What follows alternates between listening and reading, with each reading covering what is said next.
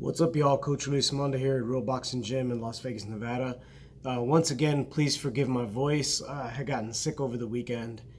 So I wanted to make a little bit longer of a video where I could, say a little bit more about the passing of my coach, Mike McCallum, the legendary Jamaican fighter.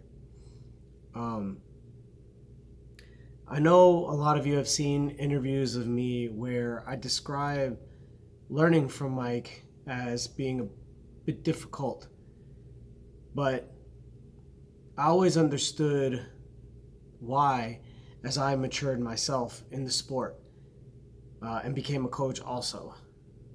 So that's the truth of the matter, but I never held it against him.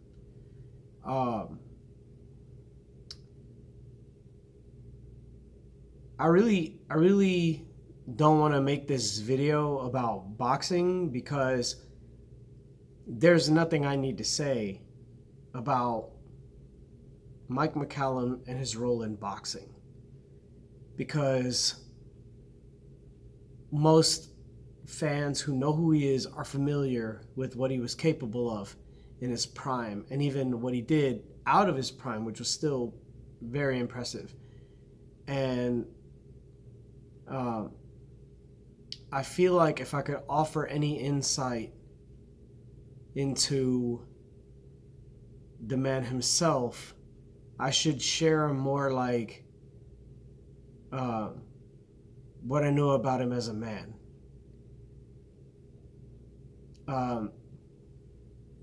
Mike was able to break a lot of stereotypes for me. As a young, I met him when I was 25, 26 years old.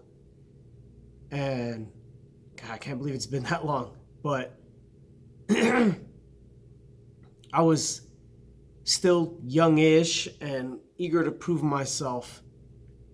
And the moment I realized that the relationship with this man would be different than most relationships I've ever had with an elder male in my life, is the first time he ever stopped me in sparring. I don't even remember who I was sparring, but I was not doing well. I was getting smacked around pretty bad, and he stopped it, and I yelled at him in the middle of the gym. And this was back at Top Rank, and he kind of just like walked off, went around a corner to where there was an area where, you could do like calisthenics, like sit-ups and stuff like that. A bunch of weight benches, and he was just kind of sitting there. And I felt bad. So I walked up to him and I said, Mike, I'm sorry for yelling at you, but I just want you to, I'm not sure if you understand what I'm doing here. Like, why I'm putting myself through this at this stage in my life. And he kind of looked at me. And he looked me straight in my eyes and said, Lou, you don't understand. You getting hit is like I'm getting hit. And it hit me years later that no man had ever said anything like that to me in my whole life. No grandfather, no father, nobody. And I felt like he meant it. I felt like he meant it. This man actually cared what happened to me. And coming from the type of background I come from, it meant more than I could ever tell him. Some of you might have heard me say that the way I got any information out of him about Eddie Futch, George Benton, and Emmanuel Stewart and what it was like to train under them was I had to ask him. But I don't think I properly created the visual of what that was like, because it was moments like this where there's nobody in the gym except for me and him, and I would genuinely like try to pick his brain and ask him questions, and like he would actually start talking and opening up. I think because of that, he always held me in high regard.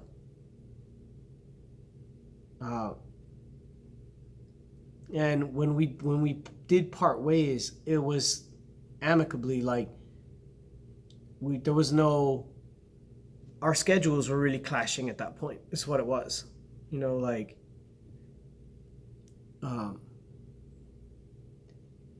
I only had a certain amount of time in the morning, around 11 a.m. and he had more obligations outside of Toko's. So he wasn't able to get to Toko's at the time that I needed. And but there was no like fight, no ill will or anything like that. I just kind of started working out with Murky and, paying him because I'm going to pay for his time. But I didn't ever want there to be like this chasm between us, because I no longer trained with him. And to be honest, when I became a coach, a trainer, a lot of people around me took exception to that in their own way. Here's yet another guy who's going to become a coach. And now there's more fish in the bowl trying to eat the same food type situation.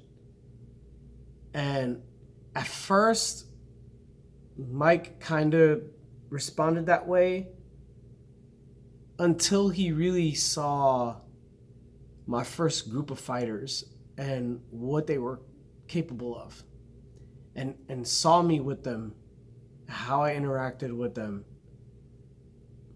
And I remember there was a particular day where he pulled me aside and he kind of like, put his arm on my shoulders and he said, you're doing really good. And you should keep doing it. You keep doing what you're doing.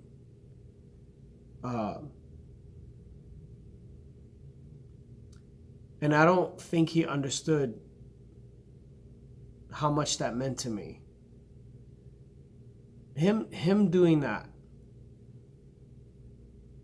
My teacher giving me the stamp of approval as a teacher. And the way he interacted with my students like that. Like, he wasn't beyond showing them things.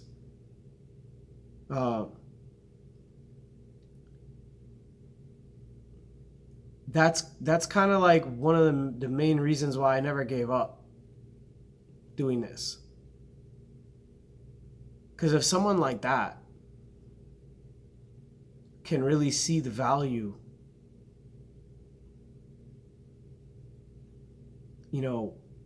and there were times where it was really difficult,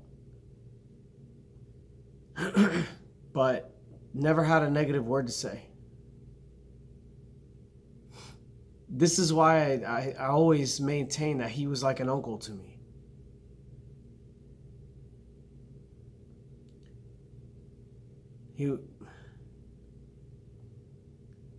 I don't feel like I could ever say how much those moments meant.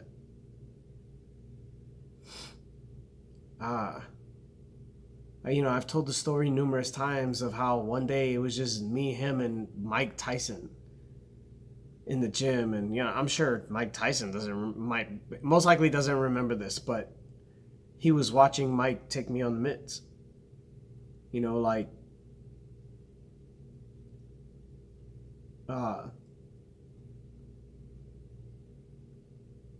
Those kind of moments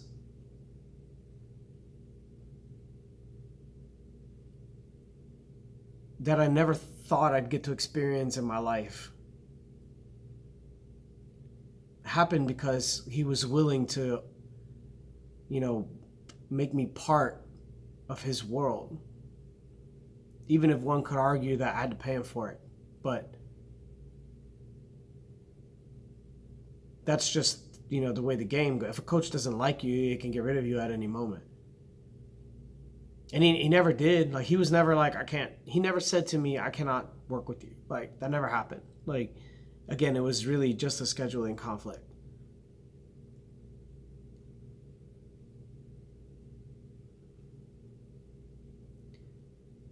It's often difficult for men, especially in a field like this, to be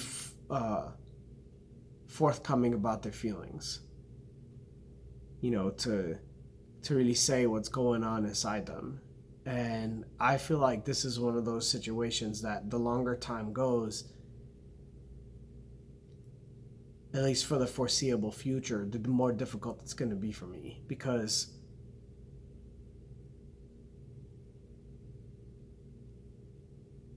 when you don't have or have not experienced a ton of people who genuinely care, it really hurts to lose one. So what I've been trying to do is remember, like all of the beautiful things I got to experience just being around him. And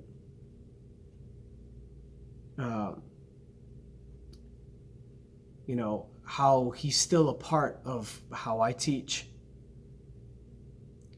He got to see my son start. He was little, but he got to see it. And, like, I at least got to know his son, Mikey, who's a great, great guy, and his daughter, Bree.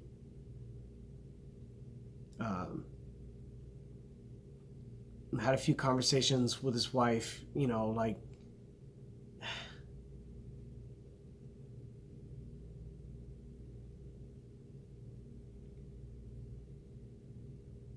there's definitely a hole now, but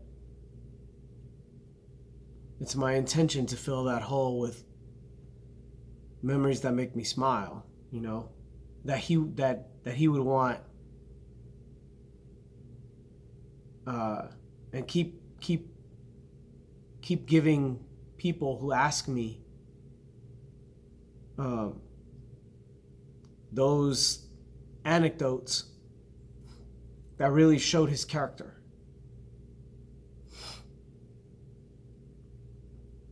I love the guy.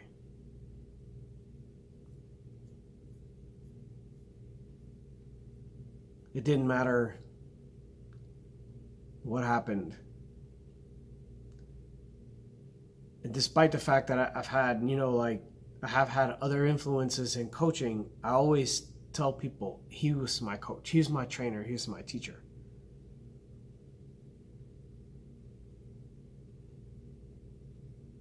He showed that he cared at a time when no one else did.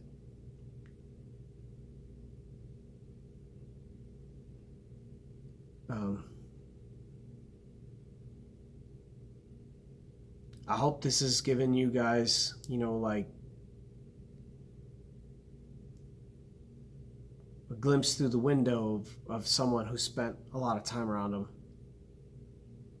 Even if it was just in the context of being in the gym every day.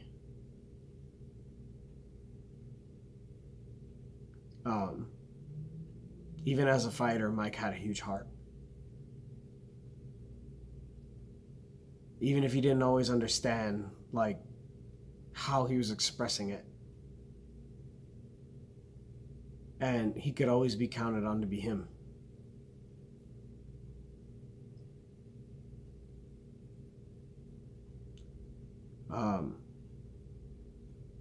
So I just want to say, I hope you're traveling well, Mike. And again, I love you. And I'm sure we'll see each other again. I'm sure you have more to teach. Thank you for listening, everybody. Thank you for watching. I hope this hasn't been too sad, but it really is a beautiful thing. I mean, he had a fantastic life, from my perspective, and I can only hope that I also created some more memories at a time, where he was going into his later years. I can only hope that in retrospect that I was part of the good things.